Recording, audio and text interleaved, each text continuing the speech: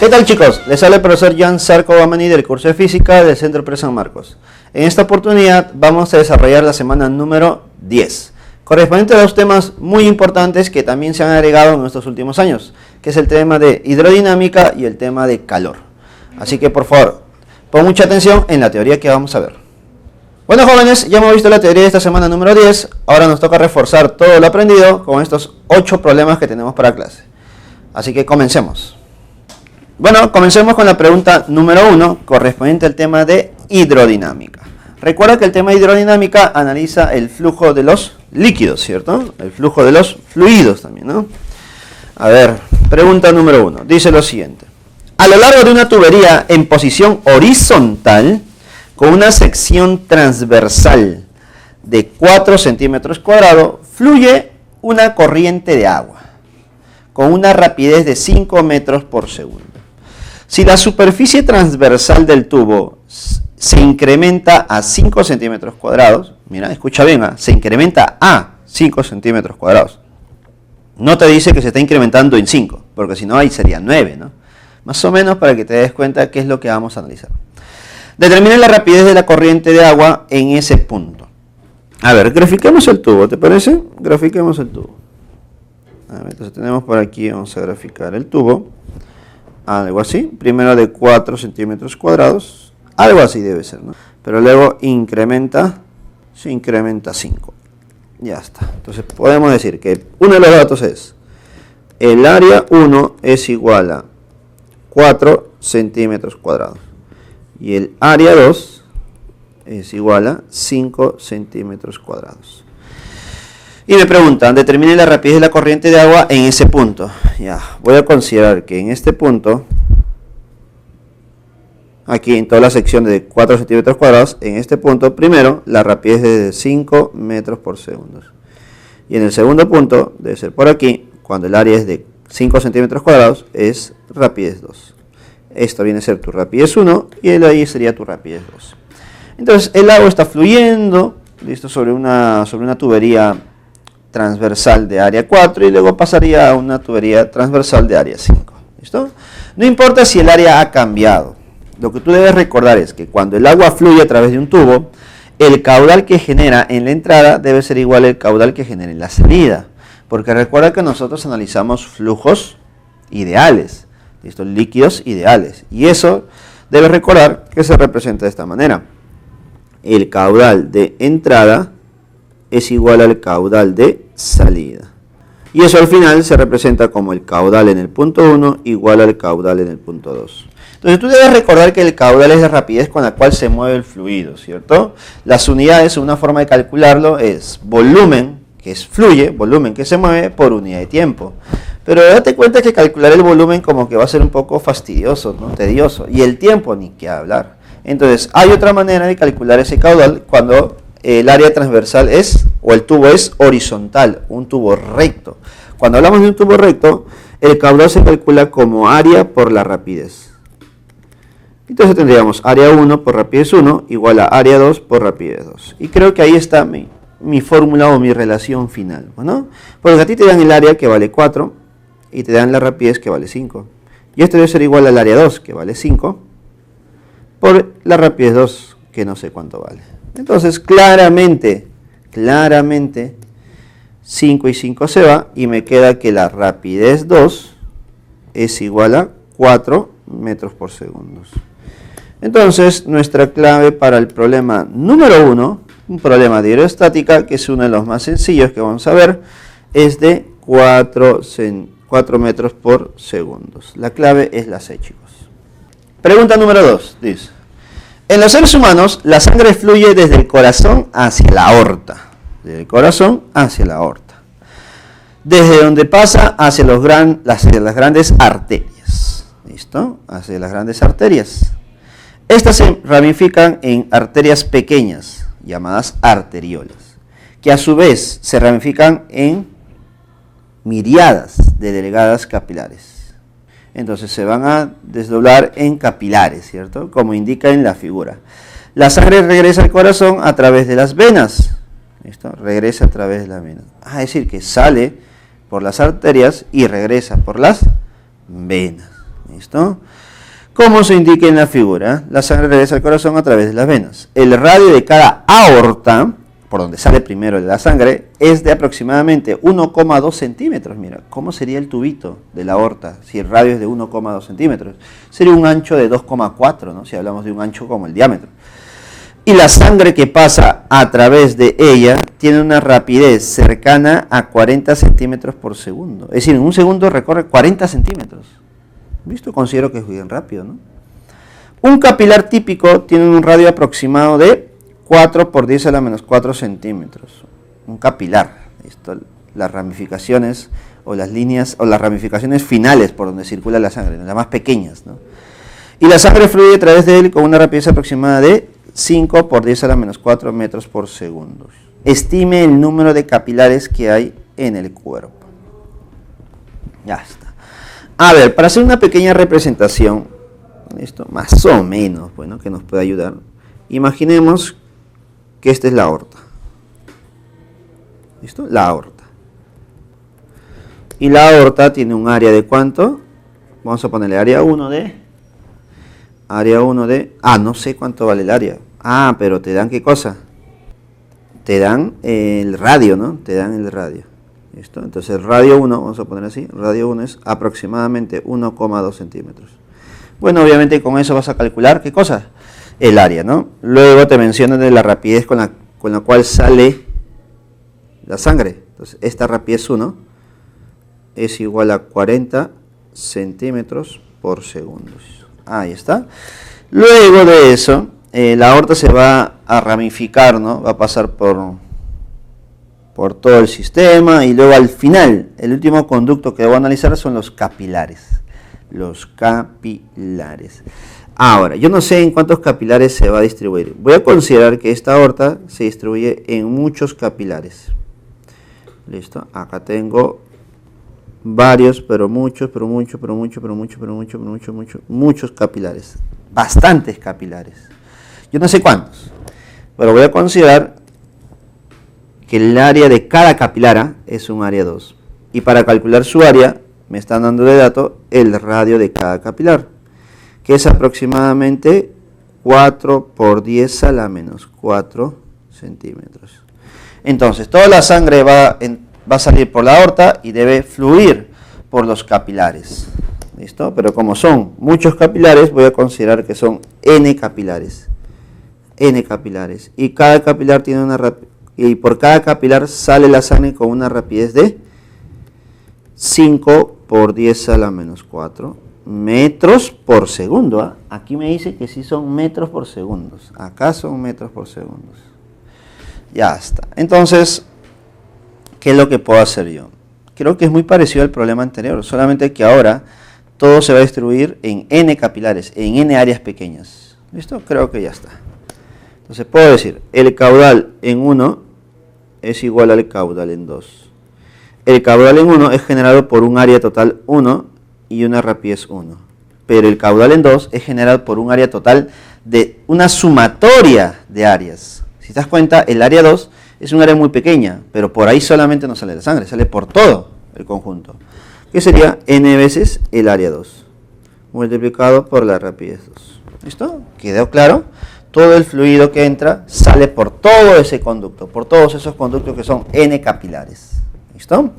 Ahora, para calcular el área no me están dando el radio. Y tú debes recordar que el área se calcula como pi por radio 1 al cuadrado. Y esto por rapidez 1. Y el área 2 sería pi por radio 2 al cuadrado. Y esto por rapidez 2. ¿Listo? Creo que claramente pi con pi se van. Y lo que voy a hacer yo es despejar n, que es el número de capilares. Y sería igual a R1 sobre R2, ambos al cuadrado, rapidez 1 sobre rapidez 2. Y solamente aquí tendría que reemplazar los valores. ¿Cuánto vale R1? 1,2 centímetros. ¿Y cuánto vale R2? 4 por 10 a la menos 4 centímetros. Esto al cuadrado. Por rapidez 1. ¿Cuánto es la rapidez 1? Según el problema, la rapidez 1 vale 40 centímetros por segundo. Aquí debes tener mucho cuidado. La rapidez 1 es 40 centímetros por segundo. Lo que yo puedo hacer es pasar esa rapidez 1 a metros, porque la otra rapidez está en metros por segundo, ¿cierto? Así que vamos a pasar a metros. A ver, esto en metros sería 0,4 metros por segundo. Ahí está, entonces sería 0,4 metros por segundo. Entre 5 por 10 a la menos 2 metros por segundo. ¿Quedó claro? Ya está. Lo estoy operando entonces. A ver, operamos un poquito. Tal vez te compliques tú por los decimales. ¿Te parece si todo lo convertimos a números enteros con notación científica? Entonces la primera sería 12 por 10 a la menos 1 sobre 4 por 10 a la menos 4. Y esto es una manera que yo uso para poder operar tranquilamente. Por 4 por 10 a la menos 1 entre 5 por 10 a la menos 4. Ya está. Sigo operando y creo que ahora es más sencillo. Si te das cuenta, un cuarta te queda 3. ¿Listo? Y al otro lado me queda solamente 4. Ya está. Entonces, eleva al cuadrado. 3 al cuadrado, 9. Por. Aquí. 10 a la menos 1 entre 10 a la menos 4 te quedaría 10 a la 3, pero arriba, ¿no? 10 a la 3 arriba. Y 10 al cubo arriba, al cuadrado, sería 10 a la 6. A ver, por 4 quintos. 4 quintos, ¿cuánto es? 4 quintos es 0,8. Por 10 a la menos 1 entre 10 a la menos 4 sería 10 al cubo. ¿Listo? Ahí está, entonces 9 por 0,8 es 7,2. Por 10 a la 6 por 10 a la 3 sería 10 a la 9. Por lo tanto, ¿cuántos capilares hay? 7,2 por 10 a la 9. Tal vez, al parecer, la clave que nos podemos asociar a esta respuesta sería la más aproximada, sería la A. Pero recuerda que el número de capilares es un número entero. Por lo tanto, como un número entero, tu respuesta debería ser 72 por 10 a la 8. Esa va a ser nuestra respuesta. ¿Te parece? Recuerda que el número de capilares es entero, no lo puedo aproximar, pues es un número entero. Así que, problema número 2. Tu respuesta va a ser 72 por 10 a la 8. Mira cuántos capilares hay en tu cuerpo. ¿Listo? Aproximadamente, ¿no? Entonces, la clave para el problema número 2 no habría, pero sí tienes una respuesta muy, pero muy clara. Pregunta número 3. Dice lo siguiente. En la figura se muestra un tubo horizontal de sección transversal de 40 centímetros cuadrados y de sección transversal más pequeña A igual a 10 centímetros cuadrados. Es decir, que tienes dos áreas transversales, una que vale un A mayúscula y el otro es un A minúscula. Entre los tubos se coloca un tubo en forma de U, hasta ahí veo, que contiene mercurio, ¿listo? Contiene otro líquido, mercurio, y se observa que la diferencia de alturas H entre las columnas, es decir, que se observa una diferencia de altura, ¿no? Eso debe ser debido a las presiones de los líquidos, ¿no? Me imagino.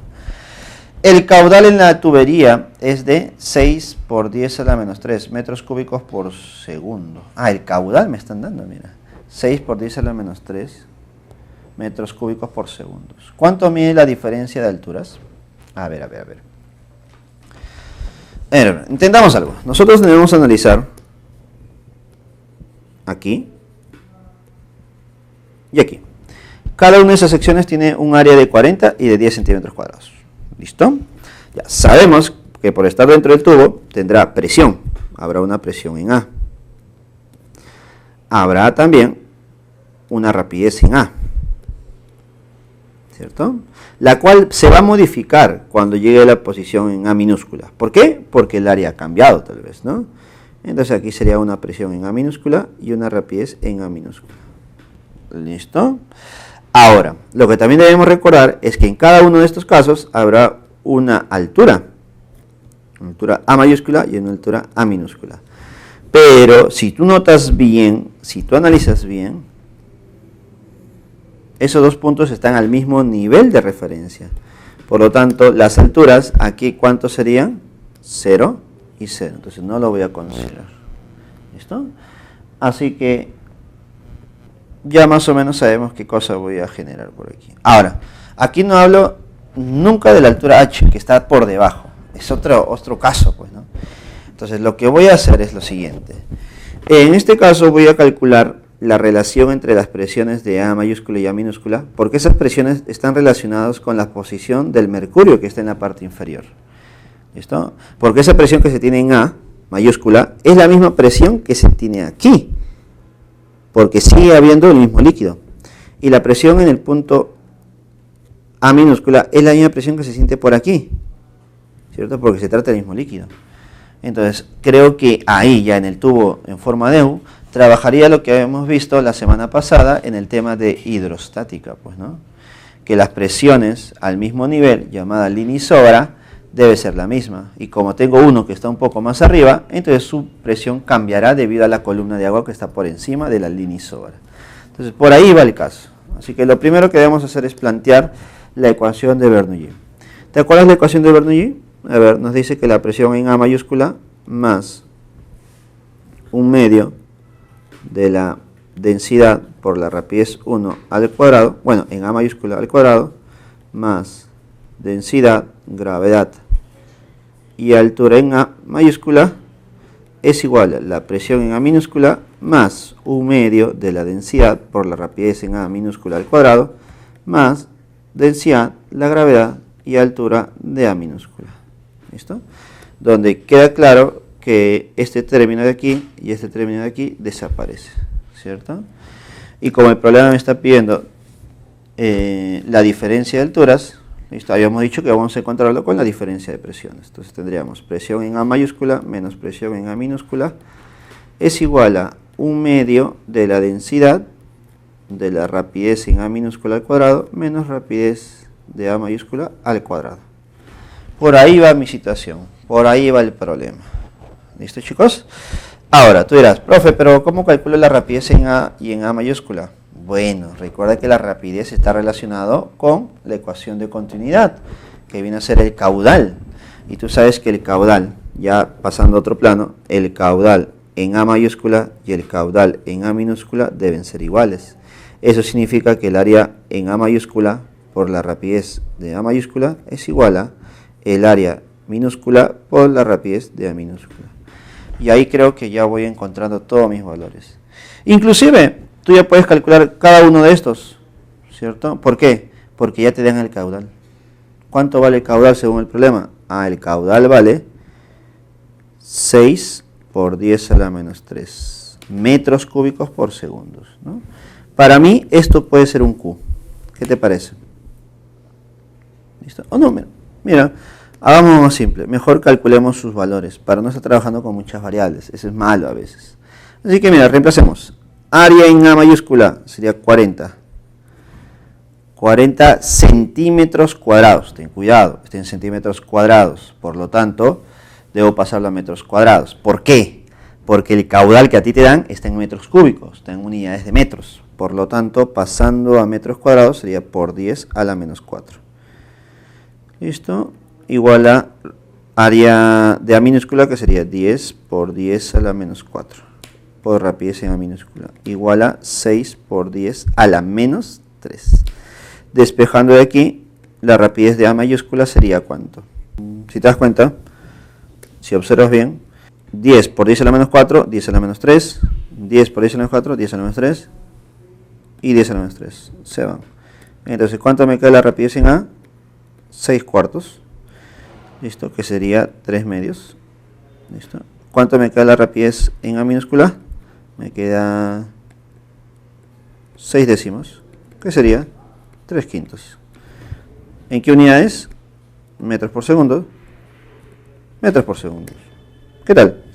Hasta ahí vamos bien, porque ya hemos encontrado el valor de la rapidez en A mayúscula y en A minúscula. Así que voy a reemplazar. Rapidez de presión en A mayúscula menos presión en A minúscula es igual a un medio de la densidad. ¿Listo?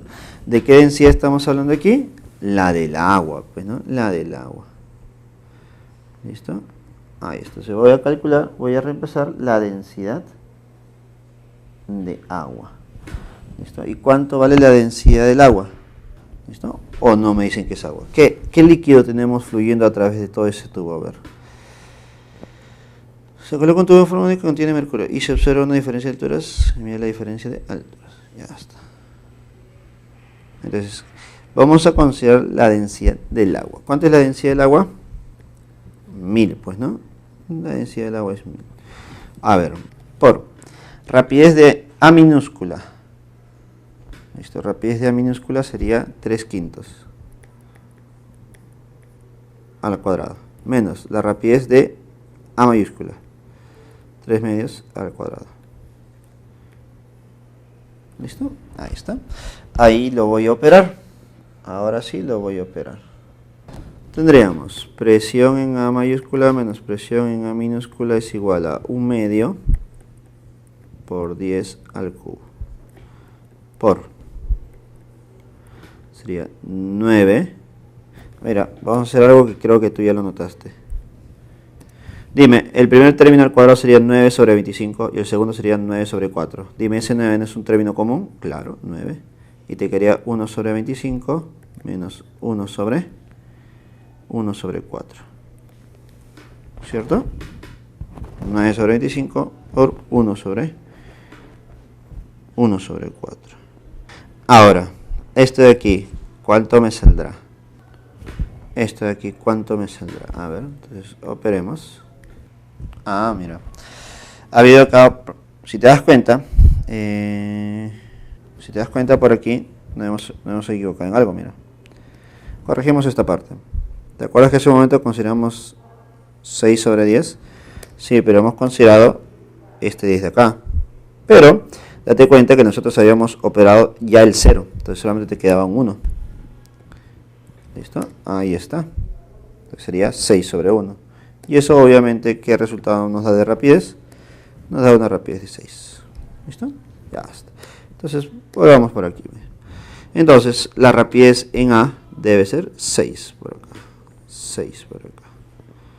¿Listo? Sería 6. Entonces ya se modificaría toda esta parte. ¿Listo? A ver. Entonces, ¿cuánto nos quedaría? Sería 6. Si es 6, sería 36.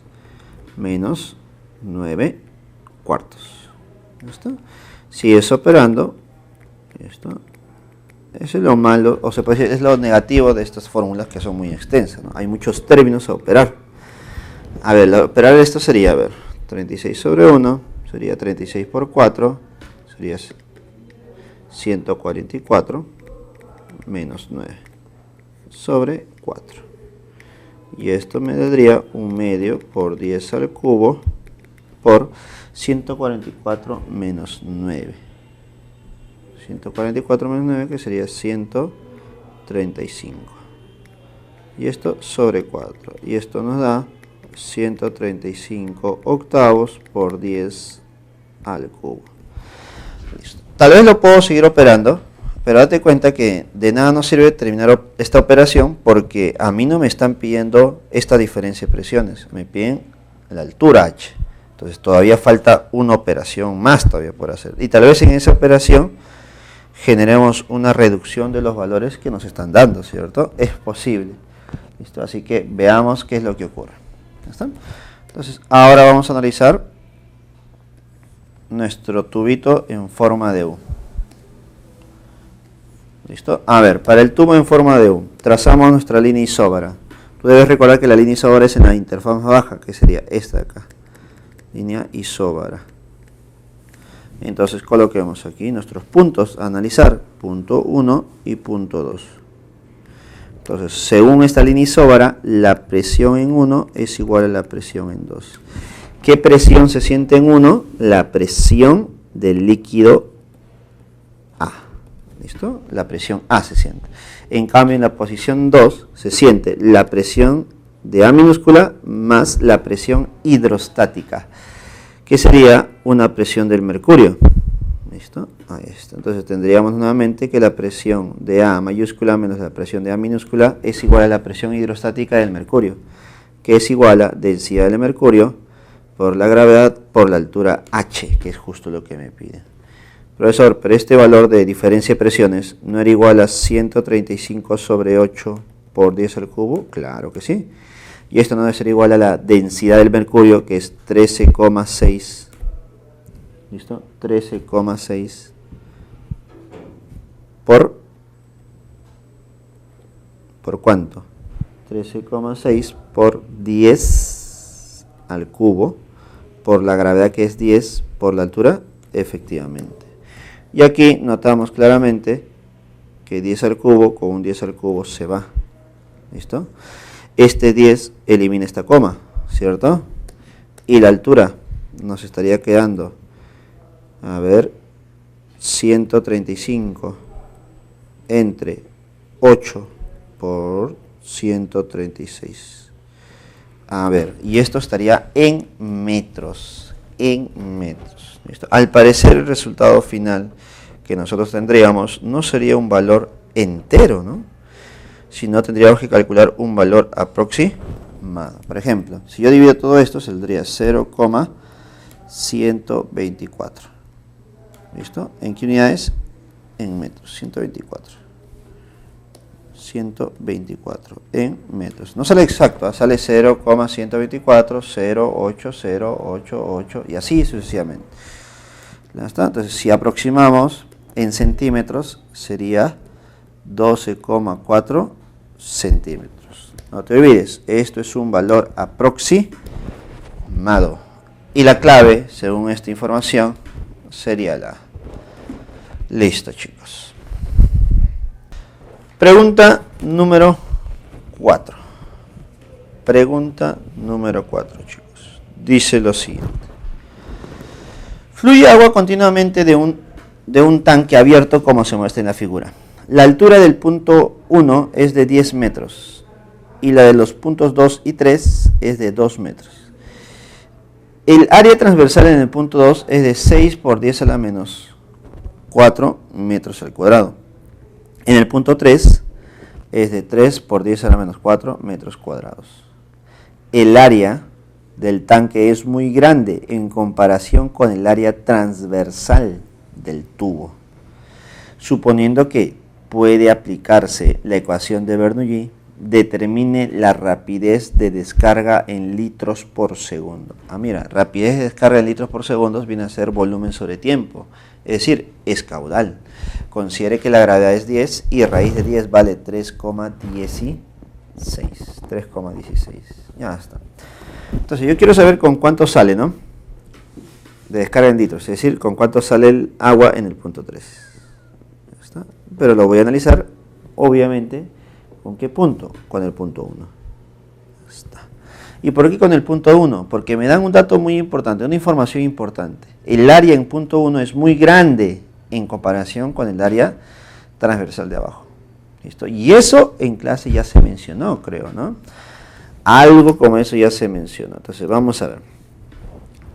Colocamos un nivel de referencia. Nuestro nivel de referencia sería en el punto 3, nivel de referencia. Y en base a ese nivel de referencia habrían alturas. ¿Listo? Ya está. Entonces ponemos por aquí. Presión en 1 más 1/2 de la densidad del líquido por la rapidez en 1 al cuadrado más densidad de gravedad por la altura 1. Igual a presión en 3 igual a 1/2 de la densidad del líquido por la rapidez en 3 al cuadrado más densidad de gravedad por la altura 3. ¿Listo? Pero date cuenta que la diferencia de alturas, o mejor dicho, H3 es 0, porque está al mismo nivel, chao, pero H1 sería solamente esta parte, y que valdría 8 metros, ¿cierto? 8 metros. ¿Listo? Entonces ya queda claro eso, puedo empezar a reducir. ¿Listo? Ahora dime, en el punto 1, dime, ¿el líquido está expuesto a qué? A la atmósfera, ¿cierto? Entonces habrá una presión atmosférica. Pero en el punto 3, al estar saliendo, dime, ¿también está expuesto a la presión atmosférica, sí o no? Entonces, ¿puedo decir yo que en el punto 1 y en el punto 3 las presiones son iguales, sí o no? Claro, profe, son iguales aparentemente. Entonces, presión 1 y presión 3 se van a ir. No te olvides que acá es más. ¿Listo? Entonces, ya estoy reduciendo algunos términos y algunos de ellos son conocidos. ¿Listo? Pero el que no conozco es la rapidez 1. Y ahí viene la información.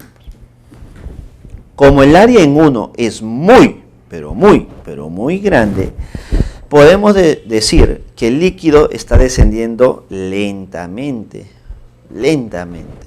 Y como te dicen que el área 1 en comparación con el área 3 es demasiado grande, pero muy grande, mira, yo puedo decir de esto. Sabemos que el caudal 1 y el caudal 3 son iguales. El caudal 1 es área 1 por rapidez 1 y el área 3 por rapidez 3. ¿Listo? Dime, si el área 1 es muy grande en comparación con el área 3 que es muy pequeño, ¿listo? Dime, ¿cómo debe ser la rapidez 1? La rapidez 1 debe ser muy pequeño. Y al ser muy pequeño, muy pequeño, yo puedo asumir que su valor es prácticamente 0. ¿Listo? Es una aproximación que se está haciendo. ¿Listo? Esta aproximación se refleja al final en una ley o una propiedad llamada el teorema de Torricelli, principio de Torricelli. ¿Listo? Todo eso se va a reducir en el principio de Torricelli, que es la ecuación de Bernoulli reducida por algunas aproximaciones. ¿Listo? Y eso normalmente se puede hacer cuando el área es muy grande comparado con otra. Por ejemplo, ¿a qué me refiero con área muy grande? Que el área, o mejor dicho, la relación entre dos áreas va a ser 0,0000000 algo. Pues. Si es que yo divido el área pequeña entre el área grande, me sale una relación muy pequeña. ¿Listo? Así que eso prácticamente sería 0. Llegando a esa aproximación, este término, chau, se va. Entonces mira lo que me está quedando. Densidad, gravedad por H1 es igual a 1/2 de la densidad por rapidez 3 al cuadrado. Y claramente, nuevamente, densidad y densidad se iría. Y la rapidez 3 sería igual a raíz de 2 veces G por H1. Y ese es el principio de Torricelli, que se podría decir que nosotros lo estamos deduciendo en este problema, ¿cierto? Entonces dime, la rapidez 3 sería igual a... Entonces nuestra rapidez 3 tendríamos que reemplazar los valores que ya son conocidos, como la gravedad que es 10 y la altura 1 que hemos deducido que es 8. ¿Listo? Y esto me quedaría a ver. 2 por 8, 16. Raíz de 16 es 4. 2 sería 4 raíz de 10, ¿cierto? 4 raíz de 10. Pero según el problema, raíz de 10, ¿cuánto vale? 3,16. Y al final, multiplicando todo esto, ¿cuánto nos quedaría la rapidez 3? La rapidez 3 nos estaría quedando 12,64 metros por segundo. Pero ahí no acaba el problema, porque nosotros debemos calcular el caudal, ¿cierto? Porque me dicen, determine la rapidez de descarga en litros por segundo. Debo calcular el caudal. Así que decimos por aquí, el caudal es igual a área 3 por rapidez 3. ¿Y cuánto es el área 3? El área 3 es 3 por 10 a la menos 4. ¿Listo? Por la rapidez 3, que es 12,64. ¿Y esto cuánto me saldrá? A ver, si tú multiplicas 12,64 por 3, ¿cuánto nos estaría saliendo, chicos? Ahora, recuerda que esto que nos va a salir, el resultado que nos va a salir de caudal, está en metros cúbicos por segundo. Estará en metros cúbicos por segundo. No te olvides que este resultado de 37,92 está en metros cúbicos por segundo. Metros cúbicos por segundo. Pero el problema me dice que lo calcule en litros por segundo. Entonces, tal vez tú debes recordar que un metro cúbico es igual a 1000 litros, ¿cierto?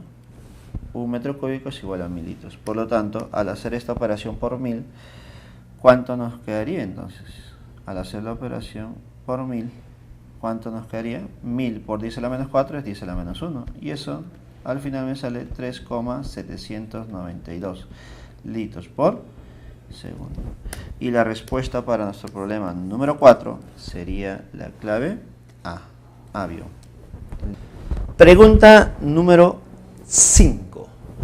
Dice lo siguiente. En distintos laboratorios es muy probable que se tengan escalas de temperatura diferentes, como la de Kelvin, Celsius y Fahrenheit. Esto crea la necesidad de conocer las equivalencias entre dichas escalas. para lo cual se han creado equivalencias entre dichas escalas. Pregunta, ¿a qué temperatura la lectura en Fahrenheit es el doble a la lectura en Celsius? Ah, mira, ¿a qué temperatura la lectura en Fahrenheit es el doble a la temperatura en Celsius? Y si te das cuenta, tu respuesta es en Fahrenheit. ¿Listo? Entonces, partamos del dato. Partamos de la condición. La lectura en Fahrenheit debe ser igual a el doble de la lectura en Celsius. Ahora, para encontrar una de estas, debes recordar la equivalencia o la conversión de una a otra escala de temperatura. Tú te debes acordar que la relación entre las tres escalas de temperatura es la siguiente. Mira, es lectura en Celsius entre 5 es igual a la lectura en Fahrenheit menos 32 sobre 9, y esta es igual a la lectura en Kelvin menos 273 entre 5. La que voy a usar en estos momentos es las dos primeras. ¿Listo? Donde voy a reemplazar F igual a 2C. Entonces tendríamos C sobre 5 es igual a F, que es 2 veces C menos 32 sobre 9. Creo que es una ecuación lineal.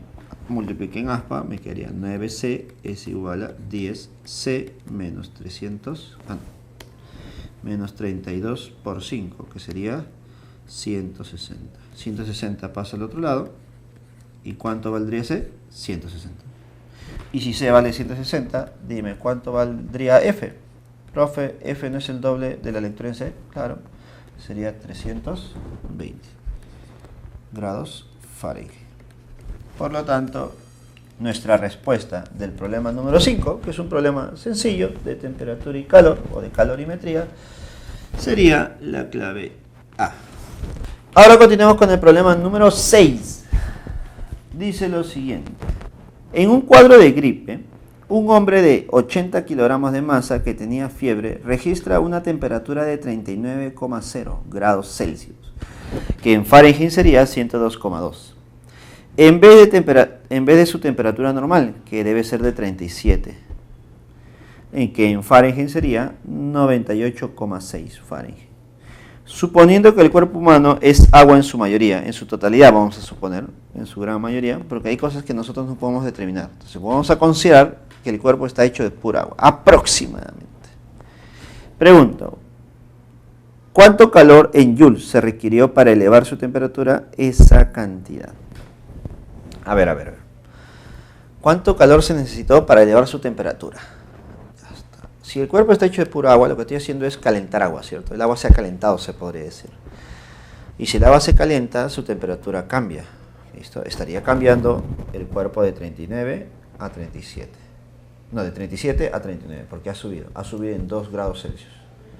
Por lo tanto, para elevar esa cantidad de temperatura, ¿cuánto calor necesito? Ah, mira, es un calor, ¿de qué? A ver, es un calor latente, bueno, es un calor latente. ¿Listo? Es un calor latente, no es un calor de transformación, porque el calor de transformación, ¿qué cosa es? Es el calor que se necesita para cambiar su estado. Entonces, este es un calor latente. Entonces ponemos por aquí. El calor es igual a la masa, calor específico, por la variación de temperatura. ¿Listo? Ahora, debes tener mucho cuidado, porque la masa y la variación de temperatura, todo es en base al calor específico. En este caso, el calor específico del agua me lo están dando, pero parece que ha habido un pequeño error, chicos, ¿ya? Voy a colocarlo por aquí. Es 4,190. Ahora tú dirás, ¿cuál es el error? El error son las unidades, porque es joules sobre kilogramos por grado Kelvin. ¿Listo? Eso significa que si el calor específico es 4190 en joules sobre kilogramos grados Kelvin, tu masa debe estar en kilogramos, el calor te va a salir en joules y la temperatura o la variación de temperatura debe ser en grados Kelvin. Pero para eso tú debes recordar algo, que la variación de temperatura en grados Celsius es la misma que la variación de temperatura en grados Kelvin. ¿Listo? No te olvides eso, la variación de temperatura en grados Celsius es igual a la variación de temperatura en grados Kelvin. Es la misma variación. No estoy diciendo que son iguales, ¿eh? No son iguales las temperaturas en Celsius y la de Kelvin, sino que sus variaciones nada más. Entonces, el calor es igual a la masa, que debe estar en kilogramos, que es 80, por el calor específico, que es 4190, por la variación de temperatura. Esta variación de temperatura debe ser igual a 39 Celsius menos 37 grados Celsius. ¿Y esto cuánto me sale? 2 grados Celsius, que es igual a 2 grados Kelvin. ¿Listo? Entonces esto por 2. ¿Listo? Entonces solamente tendríamos que multiplicar estos valores para encontrar mi resultado. Entonces, chicos, vamos a calcular el resultado de toda esta operación. Tal vez nuevamente no nos salga entero, ¿no? Vamos a ver cuántos nos sale. Nos va a salir, nos sale 670.400. 670.400. Eso sería en joules. Pero si nos damos cuenta, nuestras respuestas están en kilojoules. A ver, en kilojoules sería 10 al cubo, ¿no? Sería 670,4 kilojoules. Ya, bueno.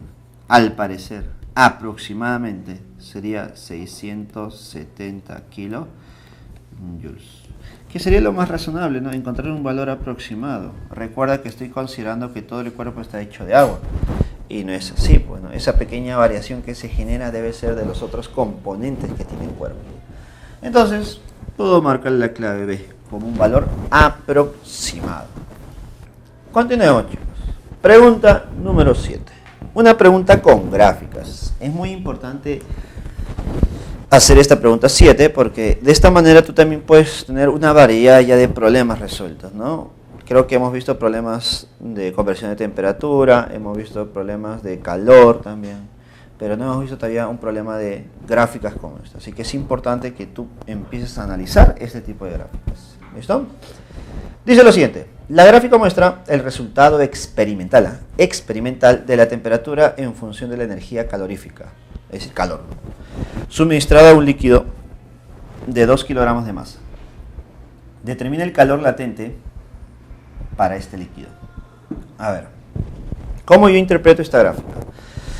Si es calor en función de temperatura, entonces puedo decir, si yo suministro calor, la temperatura puede cambiar, o tal vez no puede cambiar, se puede mantener constante.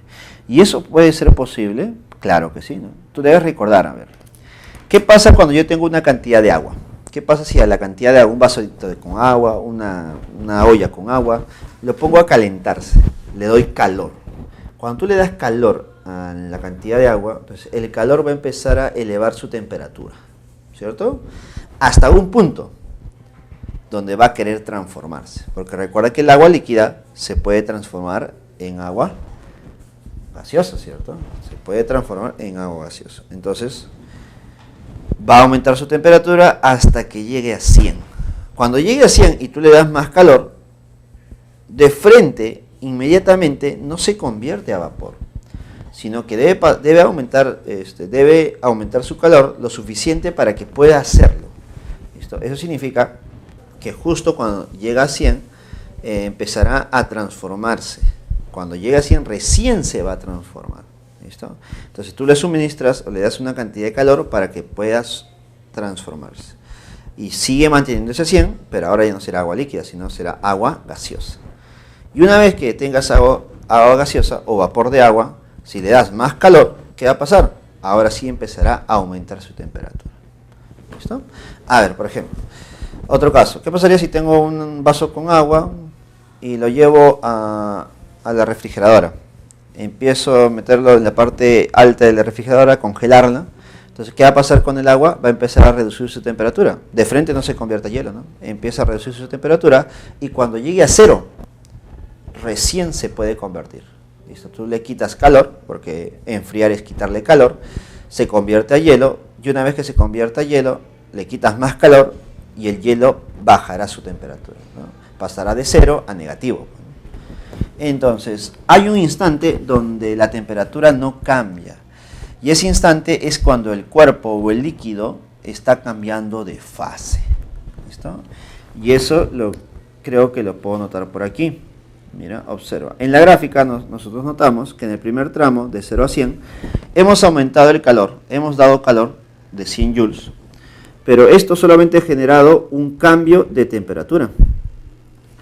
Genera un cambio de temperatura. Entonces, en ese trámite su temperatura está aumentando. Estará pasando de 20 a 80. Pero cuando le damos de 100 a 200, le damos 100 más, variación de calor acá es 100, pero le damos aquí otros 100 más, dime, ¿qué habrá pasado con la temperatura? ¿Habrá cambiado? No. Acá te das cuenta que la temperatura es la misma, es constante. Entonces, ¿qué pasa cuando la temperatura es constante? Lo que está ocurriendo es que en este tramo el cuerpo está cambiando de fase. Existe una transformación. Aquí hay una transformación. ¿Listo? Pero luego que le das más calor, por ejemplo, por aquí le está dando más calor, ¿qué pasa con la temperatura? Aumenta, pues, ¿no? Existe una variación de temperatura. Entonces, si a mí me está preguntando el calor latente, obviamente es el calor latente de transformación, entonces debo analizar solamente este tramo, ¿cierto? Y en ese tramo tú debes recordar que el aumento del calor, o un calor ganado, es igual a la masa por el calor latente de transformación. A mí me están pidiendo ese calor latente de transformación, que sería el calor suministrado sobre la masa. ¿Cuánto es el calor suministrado? Si te das cuenta, es 100. ¿100 qué? Voy a colocar las unidades porque es muy importante eso. Sobre la masa. ¿Cuánto es la masa? La masa es de 2 kilogramos. Por lo tanto, el latente de transformación es de 50. Pero 2 kilogramos. Sería 50 Joule sobre kilogramos. Entonces, tener cuidado no solamente con el valor, sino también con las unidades, porque al parecer el profesor que propuso esta pregunta ha tratado de sorprenderte con las unidades. Así que ten cuidado, por favor. Nuestro valor y unidad correcta están en la clave B. En la clave B, chicos. Así que no te vayas a confundir. Y llegamos al último problema. Pregunta número 8. Y dice lo siguiente. La figura muestra dos recipientes con agua y helio. Agua y helio. Si inicialmente se tiene 350 gramos de agua a una temperatura de 0 grados Celsius y 160 gramos de hielo,